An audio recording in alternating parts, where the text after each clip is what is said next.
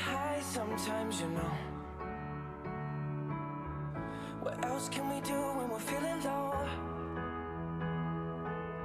So take a deep breath and let it go.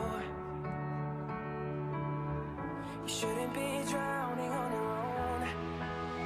And if you feel you're sinking, I will jump right over into cold, cold water for you.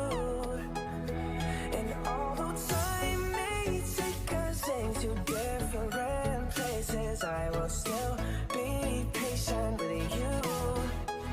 And I hope you know I won't let go. I'll be your lifeline tonight. I won't let go. I'll be your lifeline tonight.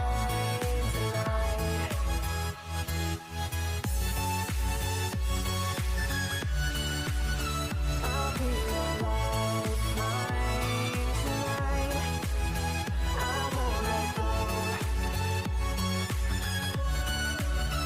I'll be your lifeline tonight. 'Cause we all get lost sometimes, you know. It's how we learn and how we grow. And I wanna lay with you till I'm old. You shouldn't be fighting on your own.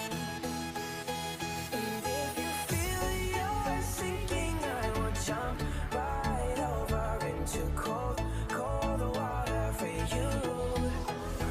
And although time may take us into different places, I will still be patient with you. And although time may take us into different places, I will still be patient with you. And I hope you know I won't let go. I won't let go. No, no, no, no. I'll be your lifeline tonight. I won't let go. I'll be your lifeline tonight.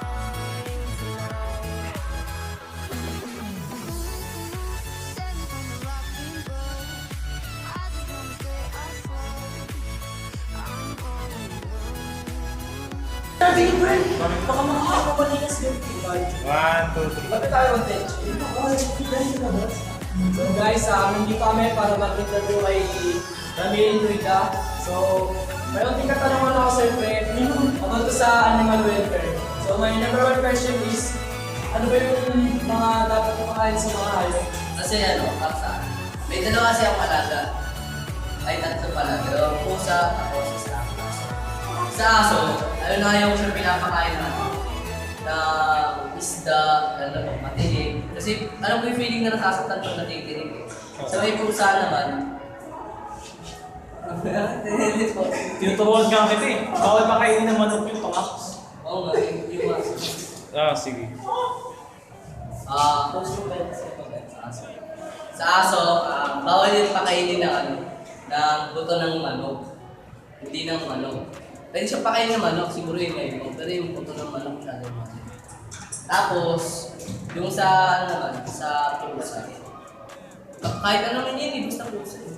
Kahit ano naman yung kinakain ng pusa, bawal na lang yung matabi ko. Yung baboy. Pero doon yung mga yun baboy. Tapos, isda. Tapos, gulay. Yung aso ko kumakain ng candy.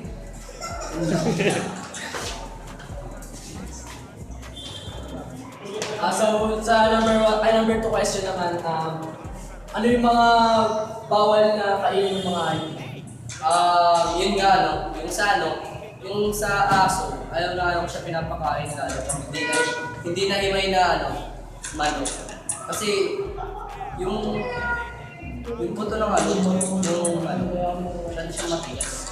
Kaya kung manipis, baka matusok yung aso, kakawal, baka mamatay ganun. Pusa, ang bawal lang pakain sa pusa siguro yung lason, baka si mamatay. Yun lang yung So, salamat. Marami sa konting oras sa interview. Don't fall down, stab with it. Nay, then you stop, then you hit the molly bob with it. Lean with it, dab with it. Hit them folk down, stab with it. Nay, then you stop, then you hit that molly bob with it. Lean with it.